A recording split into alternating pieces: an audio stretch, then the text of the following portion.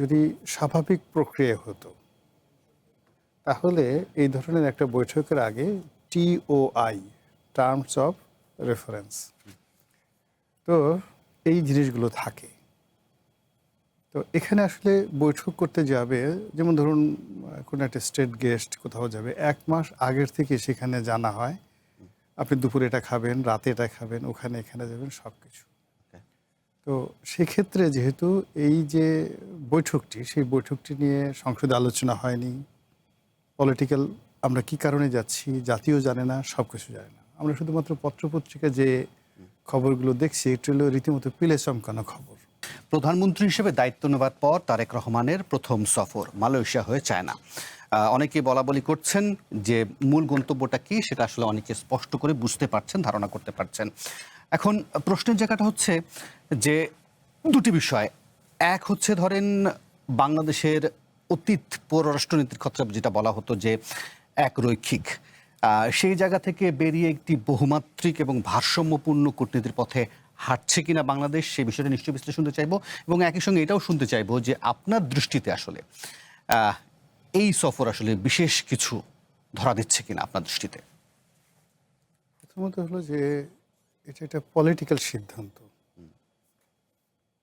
রাজনৈতিক এই সিদ্ধান্তের ক্ষেত্রে সরকারের যদি পান থেকে চুন খসে যায় এই মুহূর্তে, তাহলে আমরা ক্ষতিগ্রস্ত হব, বিএনপি ক্ষতিগ্রস্ত হবে এবং স্বয়ং প্রধানমন্ত্রীও ক্ষতিগ্রস্ত হবেন। কারণটা হলো যে যদি স্বাভাবিক প্রক্রিয়া হতো তাহলে এই ধরনের একটা বৈঠকের আগে টিওআই, টার্মস অফ রেফারেন্স, তো এই জিনিসগুলো থাকে। তো এখানে আসলে বৈঠক করতে যাবে, যেমন ধরুন কোনো একটা স্টেট গেস্ট কোথাও যাবে, 1 মাস আগের থেকে সেখানে জানা হয় আপনি দুপুরে এটা খাবেন, রাতে এটা খাবেন, ওখানে এখানে যাবেন, সব কিছু। তো সেক্ষেত্রে যেহেতু এই যে বৈঠকটি, সেই বৈঠকটি নিয়ে সংসদে আলোচনা হয়নি, পলিটিক্যাল, আমরা কি কারণে যাচ্ছি জাতিও জানে না, সব কিছু জানে না। আমরা শুধুমাত্র পত্রপত্রিকা যে খবরগুলো দেখছি, এটা হলো রীতিমতো পিলে চমকানো খবর।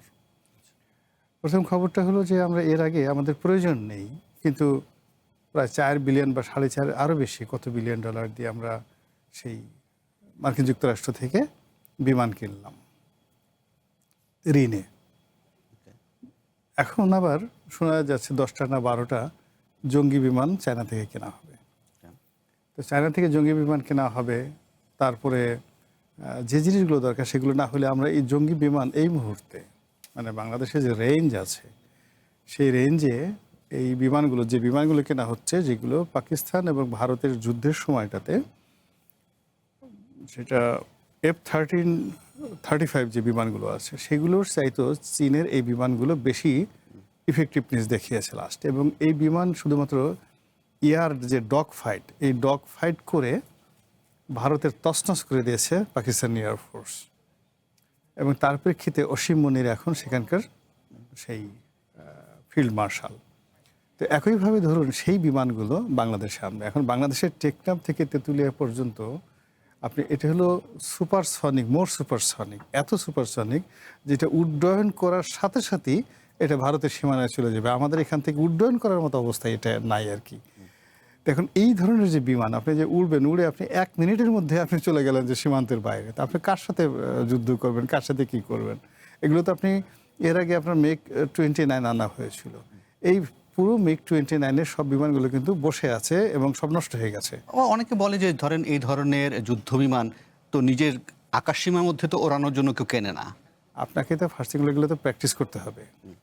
তো আপনি প্র্যাকটিস করে, ভারতের সাথে আপনার সুসম্পর্ক যদি না থাকে, আপনি তো প্র্যাকটিসই করতে পারবেন না। আপনার আকাশ কোথায়?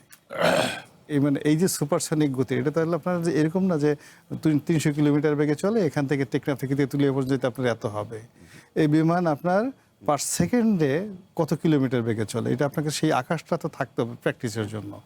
2 নম্বর হলো যে আপনি উড়িয়ে কোথায় যাবেন, আপনার হলো যে প্রত্যেকটা জিনিসেরই আপনার একটা চিন্তা ভাবনা করতে হবে। লাফালে তো হবে না, গরিবের টাকা, আপনার টাকা, আমার টাকা, সবার টাকা। তো এই অবস্থাতে আমার কাছে যেটা মনে হচ্ছে যে এখানে যে সকল কথা সংবাদপত্রে আসছে এবং আমরা যা কিছু দেখছি, যেমন ধরেন উনি মালয়েশিয়াতে গেলেন, আমরা তো ওনাকে যে রিসেপশন দেওয়া হলো, আন্তরিকতা দেখানো হলো, আমরা খুব খুশি। কিন্তু দিন শেষে যখন মালয়েশিয়ার প্রধানমন্ত্রী তিনি যৌথ সংবাদ সম্মেলনে বললেন, মানে যাতে আমরা স্পষ্টভাবে বুঝতে পারলাম, বিবিসি রিপোর্ট করেছে যে বাংলাদেশে থেকে আপাতত কোনো শ্রমিক মালয়েশিয়া নিচ্ছে না। দুই নম্বর হলো যে যে শ্রমিক বাংলাদেশ থেকে যে অ্যাবান্ডেন করা আছে, নিষেধাজ্ঞা আছে, সেটাও তুলছে না। আর শ্রমিক নেওয়ার জন্য এই অ্যাবান্ডেননেস বা নিষেধাজ্ঞা তুলে নেওয়ার জন্য যে আলোচনা দরকার সেটাও শুরু করছে না। উল্টো বাংলাদেশকে মোটামুটি ভদ্র ভাষায় ভৎসনা করা হয়েছে যে আমরা শ্রমিক আনবো, কিন্তু সেই শ্রমিকদেরকে নির্যাতন করা হচ্ছে। এবং যে ইন্ডিকেশন দেওয়া হচ্ছে সেই ইন্ডিকেশনটা হলো যে ইতিপূর্বে বিভিন্ন সিন্ডিকেটের মাধ্যমে মালয়েশিয়াতে একবার আমরা শুনলাম যে 40,000 টাকা দিয়ে গভর্নমেন্ট নির্ধারণ করে দিয়েছে, Malaysian government, G2G, Bangladesh government versus Malaysian government, যে শ্রমিকদেরা 40,000 টাকা দিয়ে মালয়েশিয়া যেতে পারবে ওয়ান ওয়ে।